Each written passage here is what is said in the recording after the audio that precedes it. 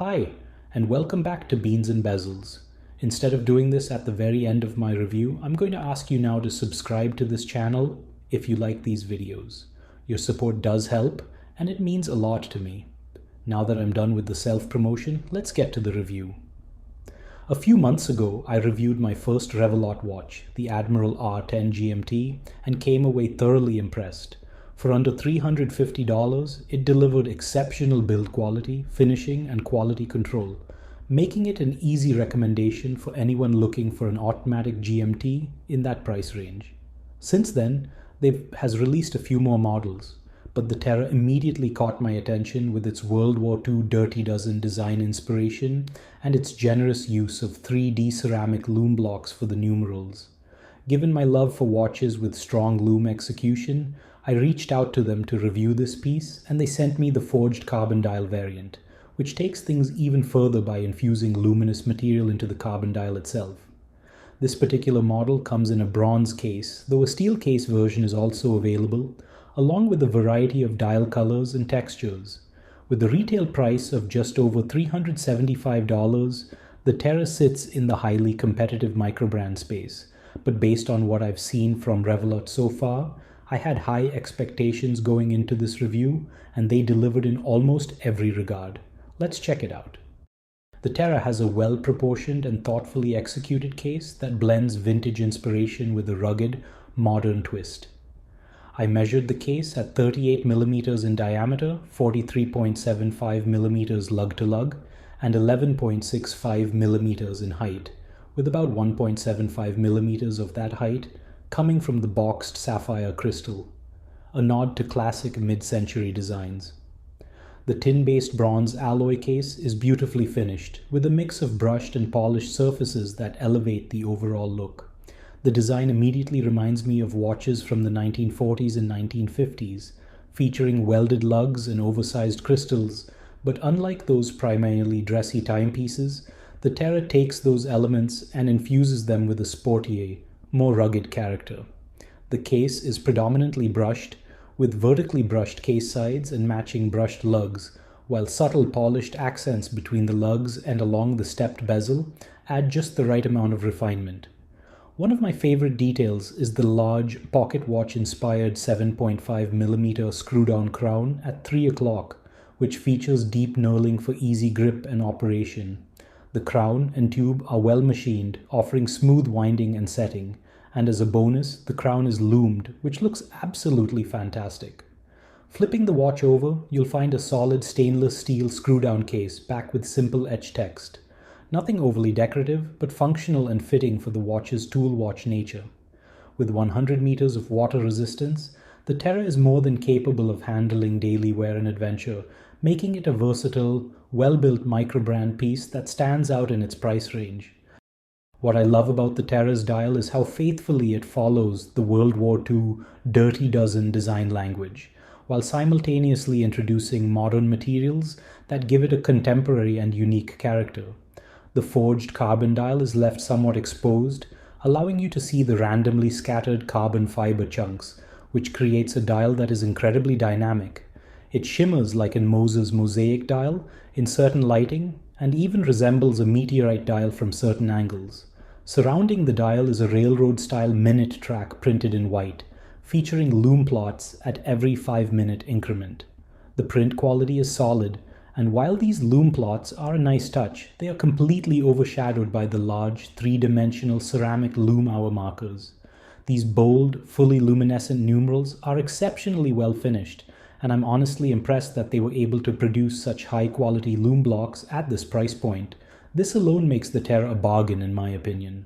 The brand's name and logo are printed in white below the 12 o'clock marker, while a recessed small second subdial sits above the 6 o'clock position.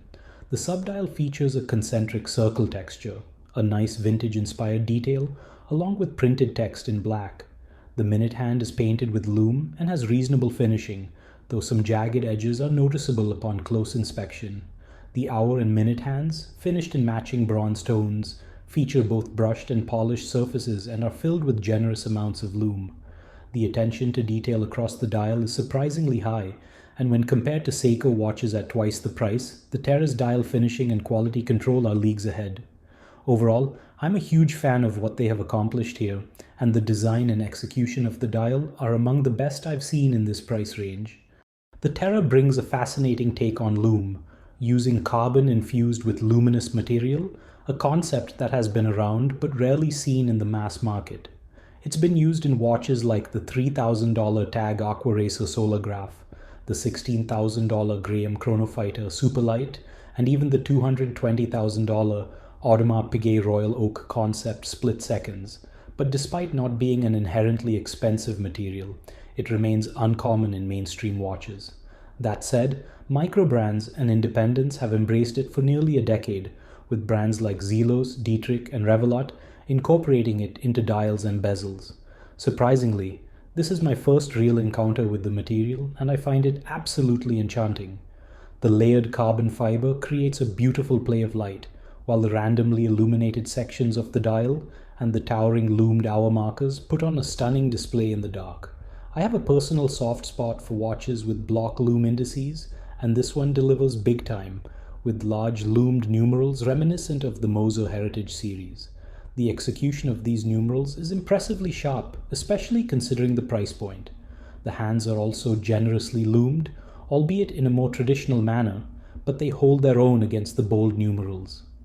Expectedly, the trace lume elements in the forged carbon dial fade first, but overall brightness and longevity are excellent. In a side-by-side comparison with some of my other heavily loomed watches, the Terra holds up incredibly well against the Hyceram crystal lume of the Ming 1709, the block lume markers of the Zelos Thresher GMT, and even the Globalite lume on the Christopher Ward Lumiere. This is one of the most dynamic lume executions I've seen at this price point, making the Terra a real standout in the microbrand world. The Terra is powered by the automatic Seagull ST17 movement, a caliber that isn't commonly seen but comes from Seagull, one of the largest Chinese movement manufacturers known for producing a massive volume of movements each year, primarily for more affordable watches. The most direct comparison would be with the Seiko NH35 class of movements, as both are budget-friendly automatic calibers. The ST17 in this watch is the small seconds version, offering a 38-hour power reserve, a 3 Hz beat rate, and while it lacks hacking seconds, it does feature adequate shock protection with an Inca block style clone design. In terms of performance, this particular movement has been running well, averaging plus 6 seconds per day, which is solid for this price range. What surprised me the most was how premium it feels in operation. While the ST17 visually resembles something in the NH35 tier, the winding is noticeably smoother, and the overall interaction with the movement feels more refined and robust compared to Seiko's counterpart. This is my first hands-on experience with the ST17, so I can't yet speak to its long-term reliability, but after a month of use, it has been keeping time well and exceeding my expectations in overall feel and usability. The Terra wears well, striking a balance between compact dimensions and sporty versatility. With a 38mm diameter and a 43.75mm lug-to-lug measurement, it fits comfortably on my 6.75-inch wrist and remains well within wearable limits for even smaller wrists. Its sleek case height allows it to sit low and comfortably, making it an easy recommendation for wrists well under 6 inches. The design leans into a hybrid aesthetic, blending dressy elements with a sporty twist, which helps the smaller size feel intentional rather than undersized.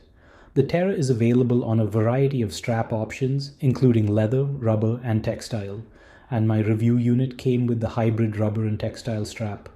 It's decent for the price, though I think the case design could benefit from a bit more taper. The strap narrows from 20mm at the lugs to 18mm at the buckle, which works, but a more aggressive taper might complement the compact case better. The buckle features the same well-built and well-finished bronze as the case, ensuring a cohesive look. Overall, the Terra is easily wearable, and with its versatile size and thoughtful design, it should work well across a wide range of wrist sizes. To wrap things up, I'll just say this. If you find the design of the Terra appealing and are looking for a watch in this price category, just go ahead and buy one. At roughly $375, it's incredibly difficult to find a watch that offers this level of build quality, finishing, and the use of unique materials in the case, dial, and lume. Everything about it, from the case construction to the lume execution, feels like it could belong to a much higher price bracket if it came from a more well-known brand.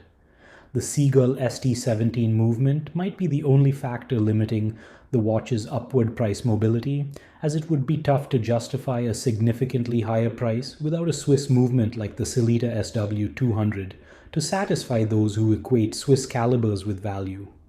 That said, if the ST17 proves to be reliable, and considering that many AliExpress brands and microbrands have used it successfully for years, then the Terra is an absolute no-brainer at its current price.